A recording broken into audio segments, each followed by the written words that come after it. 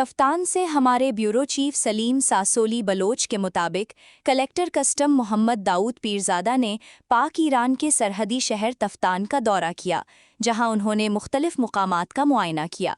इस मौके पर उनके हमरा deputy collector custom Mir Maqbool Ahmed Qalandrani, deputy collector custom दोयम Akhtar Amin, superintendent custom house Mohammad Arif Changezi, assistant commissioner Taftan Naeem Qasim Shahwani और इंस्पेक्टर कस्टम हिसाम बलोच भी मौजूद थे।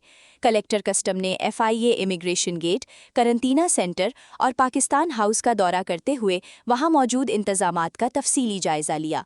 उन्होंने मुतल्लिका हुक्काम को हिदायत की कि ज़ायरीन और मुसाफिरों को बेहतरीन सहूलियात फराहम की जाएं और किसी किस्म की गफलत बर्दाश्त नहीं की जाएगी।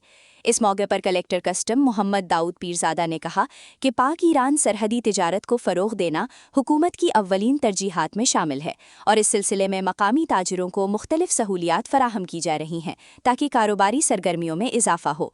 उन्होंने कहा कि तफ्तान में तिजारती मौक़े बढ़ाकर छोटे ताजिरों को भी आगे आने का मौका दिया जा रहा है। उन्होंने पाकिस्तान हाउस में ज़ायरीन को फराहम की जाने वाली सहूलियात का भी मुआयना किया और उनसे मुलाकात करके उनके मसाइल सुने। कलेक्टर कस्टम ने इस अज़्म का इजहार किया कि तिजारत के फ़रोग़ के साथ साथ नौजवानों के लिए रोज़गार के मौक़े भी पैदा किए जाएंगे ताकि इलाके की माशी सूरत हाल बेहतर हो सके। उन्होंने मज़ीद कहा कि सरहदी तिजारत को मज़ीद वुसअत दी जाएगी, जिससे न सिर्फ मकामी मईशत मजबूत होगी बल्कि बेरोज़गारी में भी कमी आएगी।